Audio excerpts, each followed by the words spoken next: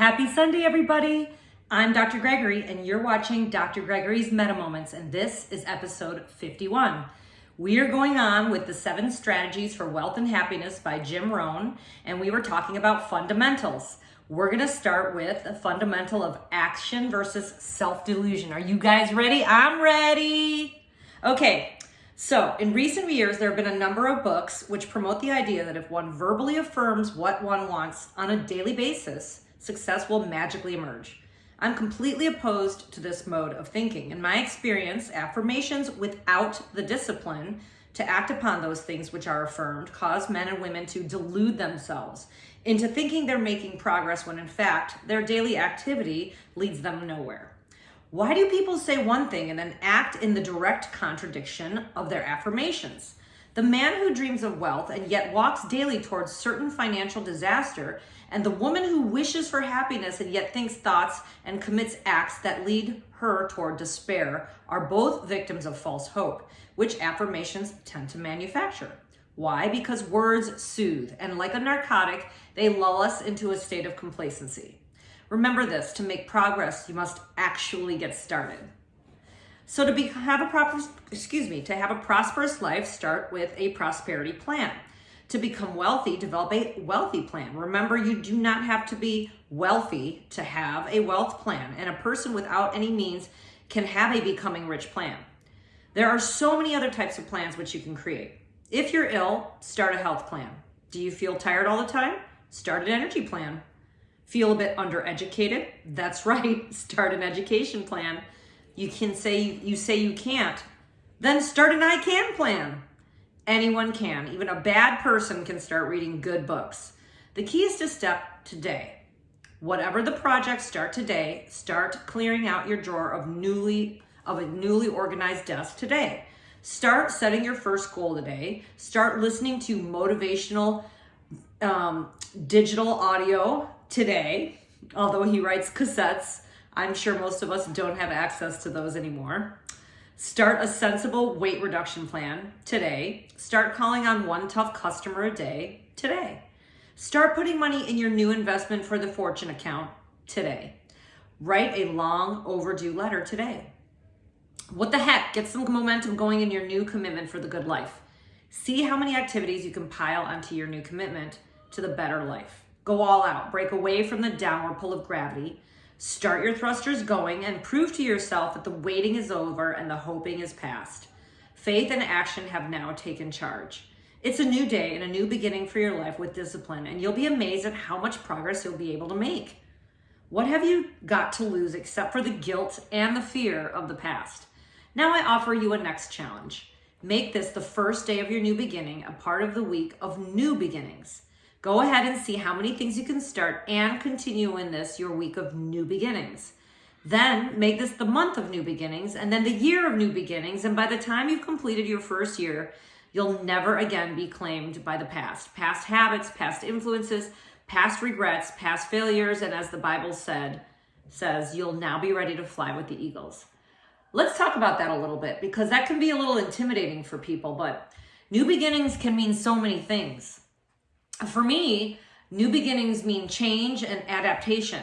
And when I feel the most fulfilled, or one of the times that I feel most fulfilled, is when I successfully adapt to a process or an experience that either I've never experienced before or I have experienced previously, but not with success.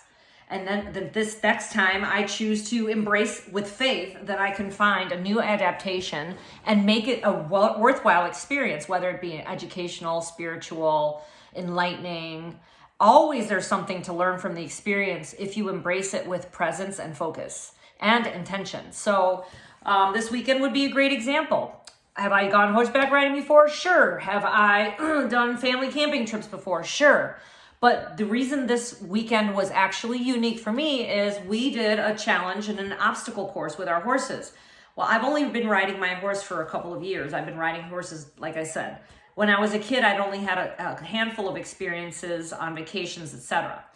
Doing that obstacle course put me in a space of discomfort, just like the universe does to you. That discomfort motivates you to move. And when you move, you take action to mitigate a situation or adapt to a situation. And if you do so successfully, it's an exciting and experience. And let me just go back to this, because I'm telling you the best case scenario, right?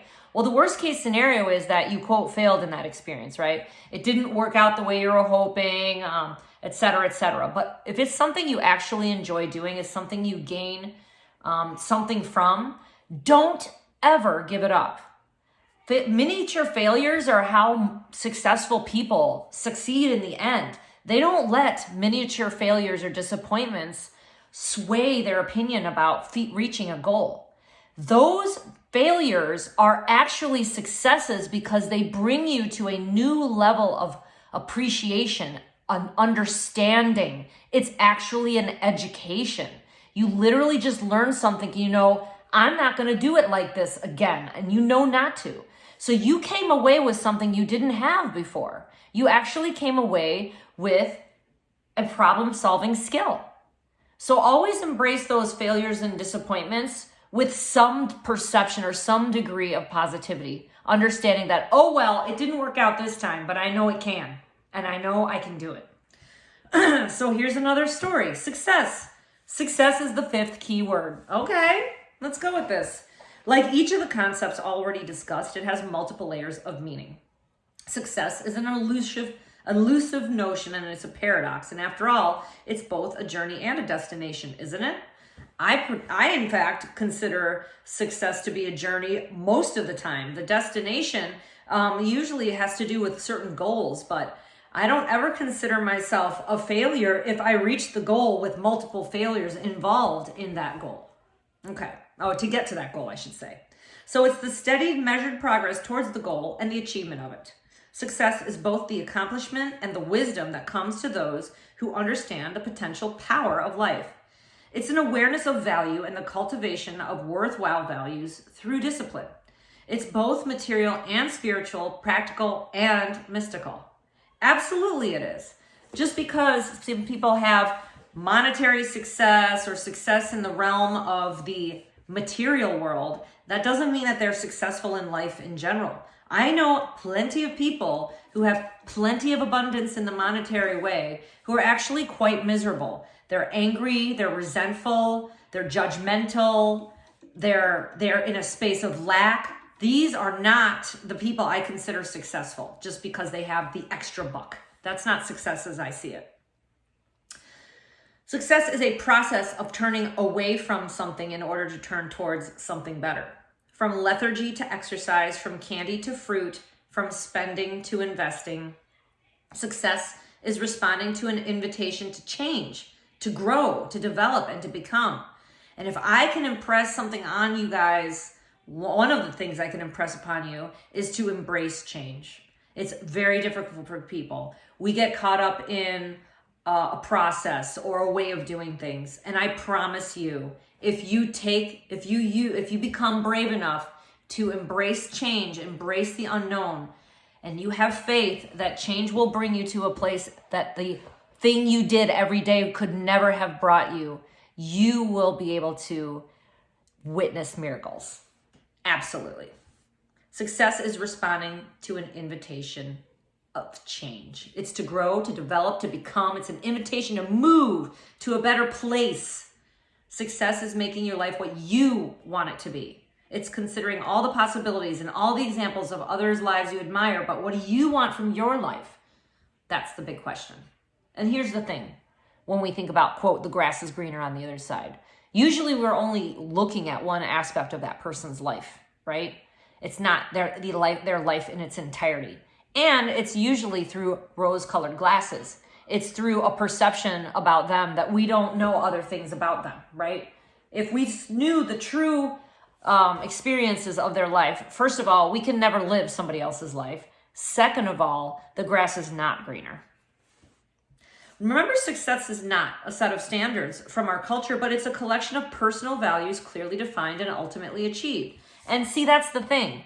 If you could have certain things a certain way, you wouldn't want them what other people have. You would want it in your way, something unique to you. So there's a certain type of abundance we all feel, and it's a combination of material, spiritual, emotional abundance. It doesn't just come from money. And I think that pretty much anybody would agree to that. What we're all looking for in life is abundance, right? Abundance implies so many things. It doesn't just imply money, does it? Making your life what you want it to be for you, that's success. How does one go about doing that? That's precisely what this book is about.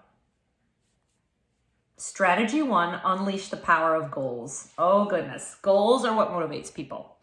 One morning, 2 weeks after I started working for him, Mr. Schoaf and I were having breakfast together. Just as I was about to finish my eggs, he said, Jim, let's take a look at your list of goals so we can review them and discuss them. And maybe that's the best way I can help you right now. And if you remember in the beginning of the book, Mr. Schoaf was a very wealthy businessman who he looked towards as a mentor. And the author writes, Jim Rohn writes, well, I don't have a list with me, I replied. Well, is it out in your car or at home somewhere? No, sir, I don't have a list anywhere. Mr. Schoaf sighed. Well, young man, it looks like this is where we'd better start.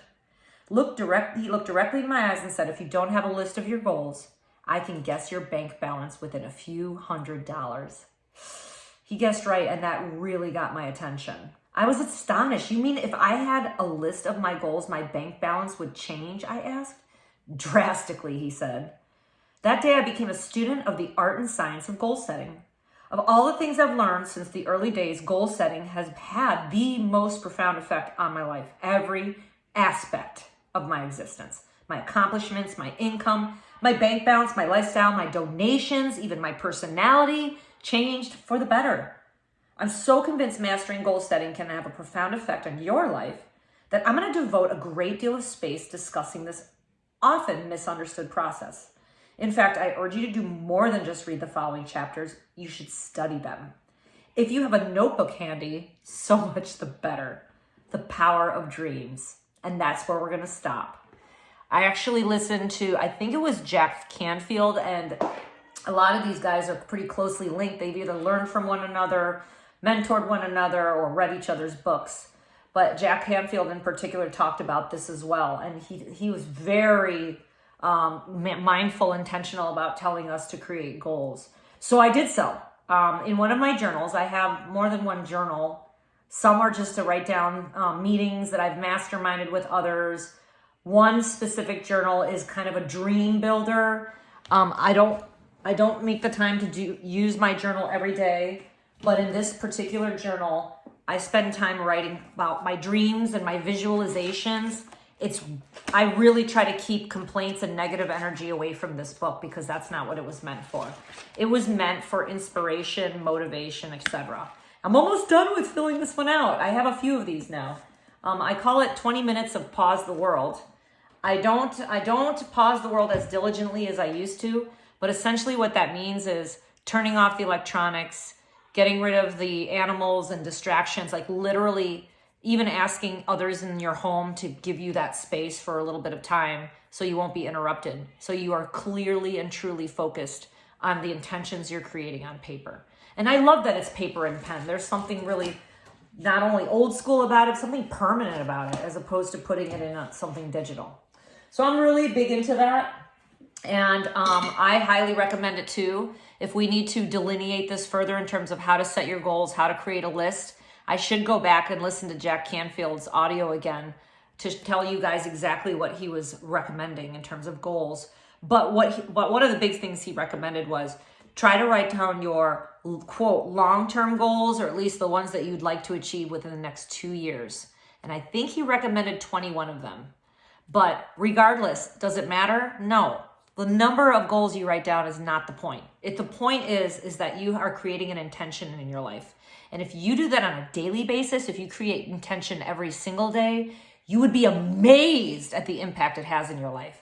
I'm still working on that. And every day that I do it, I have an incredibly positive day with a lot of synchronicities, meaning the things that I had intended on creating, even scenarios of interactions with people, almost work out like how I visualize them, like magic.